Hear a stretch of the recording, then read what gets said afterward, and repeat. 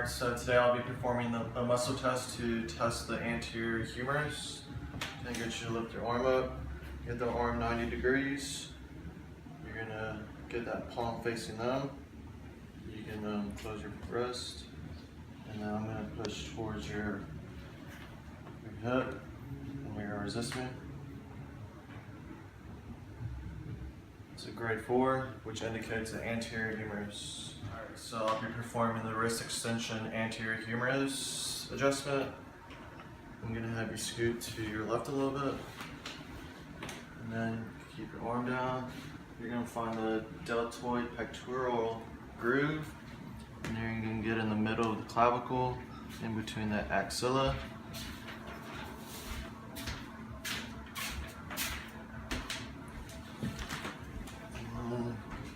Get your pressure hand.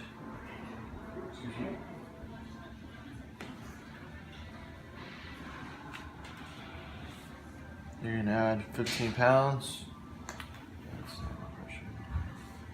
And can you cover yourself up, your chest, so I won't touch it? And then wrist extension, your speed hand's gonna be 10 pounds.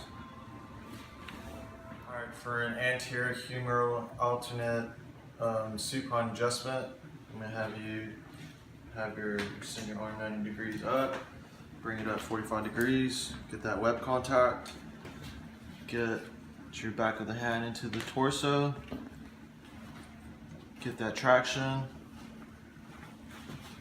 and then the vector will be A to P, body drop. An anterior humerus muscle test. Can I get you to lift up your arm? And then you're going to face that palm towards them. And then you're going to pull as they push up towards your waist. You're going to push. It's a grade 4, which indicates a anterior humerus. Alright, so now I'd be doing the anterior humeral supine adjustment, or alternate adjustment number 1.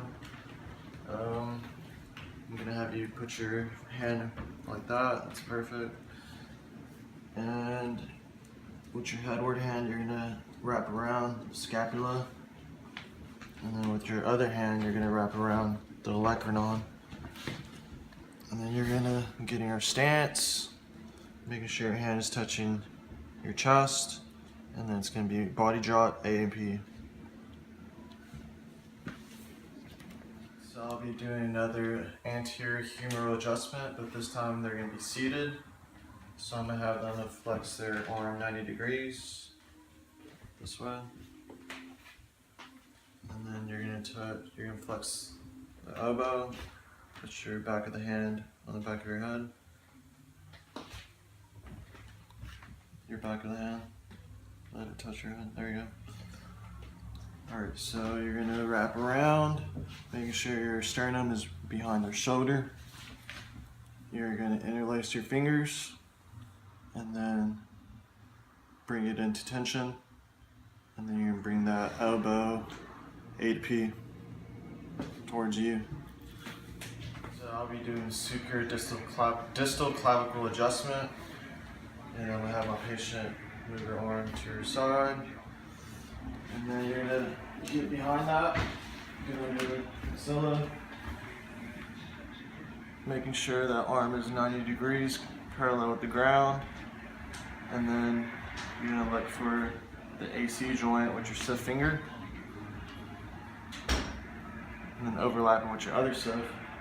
And then you're going to feel for springiness. If there's springiness, that means it's bad. And then the impulse is going to be S to I. I'll be doing the anterior medial proximal clavicle adjustment.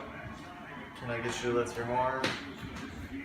You're going to look for that deltoid pectoral groove with your pinky, and then you're going to cuff the shoulder. And then with your other hand, you're going to look for the SC joint. And with your thenar, you're going to contact it, and then with your fingers you're going to touch your other hand, and then you're going to twist and lift,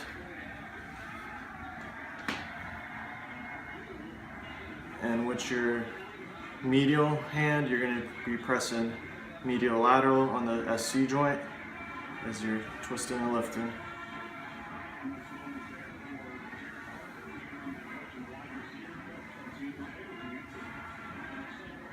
That's it. Alright, so now I'll be doing the trigger points. There's 9 in total, and I'll be doing the subclavius and the infraspinatus in one time. So for the subclavius, you're going to find the clavicle and just underneath it.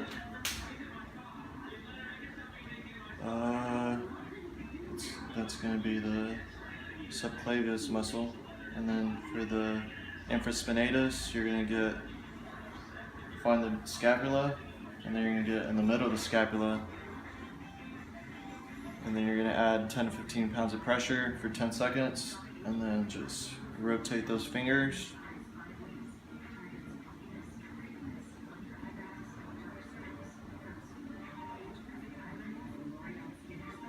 Alright, and then for the teres major, which is the third one, you're going to go on top of the arm, and then where the arm meets the torso, which is the V, you're going to get on top of that V, and then do those rotary movements again. And then the fourth one is levator scapula. You're going to find the superior angle of the scapula.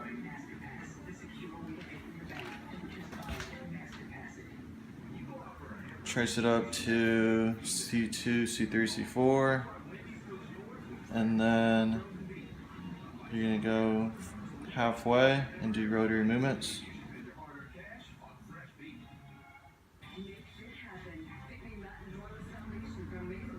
And then the fifth is going to be the anterior, the fifth and sixth is going to be anterior and posterior deltoid tuberosities. So you're going to find the deltoid tuberosity, and then go up an inch, and then with both fingers you're going to go out an inch.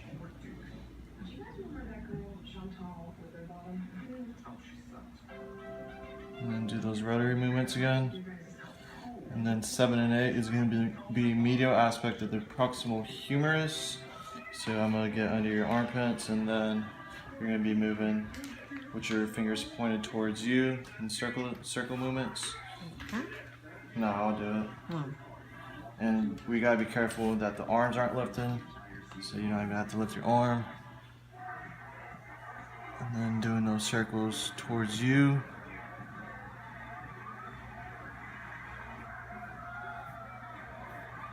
And then the ninth one, which is the last one, is going to be the lateral border of the scapula, which from this position, with your inside hand, you're going to turn it this way, which hits the lateral aspect of the